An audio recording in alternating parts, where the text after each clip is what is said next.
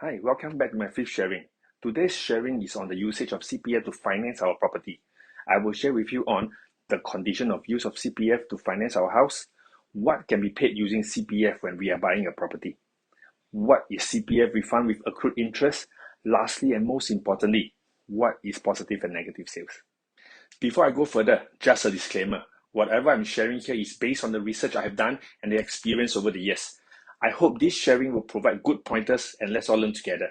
Should you have any queries, please feel free to connect with me. Now, let's dive straight into the topic.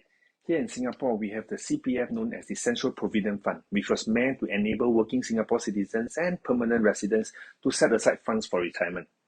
It can also be used for healthcare and home ownership, known as the CPF housing scheme. Out of the three accounts within our CPF, only the ordinary account can be used to finance property purchase. Based on current policy, you can only utilize your CPF if the property you are buying has a remaining lease of more than 20 years. The amount of CPF allowed for your purchase depends on the extent that the remaining lease of the property can cover the youngest owner up to the age of 95.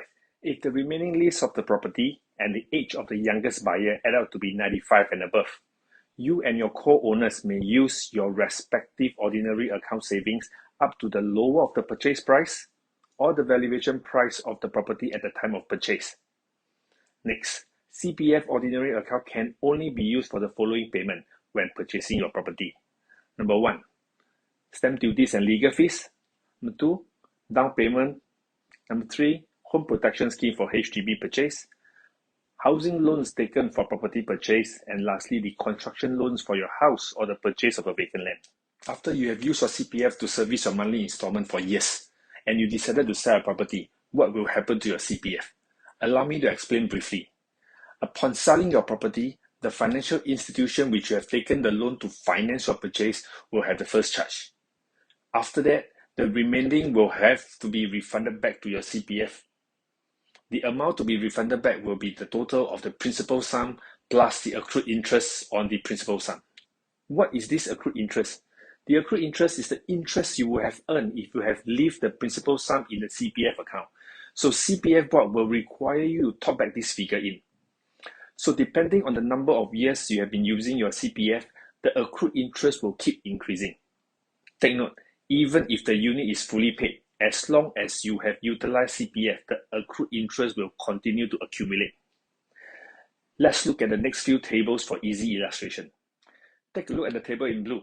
In this scenario, after selling the property at 500,000 and redeem the outstanding loan, the remaining fund is sufficient to refund to both CPF principal plus interest and have a positive sale proceed of 50,000, which the seller would receive in cash. In the second table, after redeeming the outstanding loan, the remaining fund is unable to make a full CPF refund, resulting in both sellers to make a CPF loss of 50,000 each and no cash in return. This is termed as negative sales. This is a very real situation, and based on our experience, many people are surprised when told of this CPF refund include principal plus the accrued interest component. Now let's take a look at the numbers on why you need to understand this negative sales issue. Assume you bought a property at 500,000 and have the means to use CPF to fully pay up, meaning not taking any loan for the purchase. So what will be the estimated CPF refund in the future when you decide to sell and proceed with the other property plans? Take a look at the table below. After 5 years, the CPF refund principal plus accrued interest will be slightly more than 565,000. After 10 years, this figure will be slightly more than 640,000. If you stay there for 15 years before selling, the CPF refund will be slightly more than 724,000. So if we are unable to sell at those estimated figures, we will most likely be facing a negative sales, meaning we will be expecting to make a CPF loss.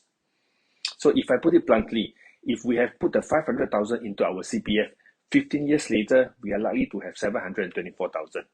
But because we fully utilize the 500,000 for the purchase, we will now have a lesser amount of CPF should we decide to sell it and it's unable to fetch the price that we want. So do a health check on your property today. If you know that your property is in or going into a negative sales and want to do something about it, feel free to contact me for discussion.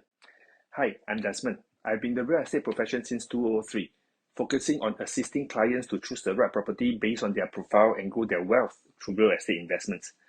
Hope the sharing is beneficial. And if you are keen to find out more on the property market, feel free to contact me for a non-obligatory discussion. Thank you. Please like my page and stay tuned for more sharing.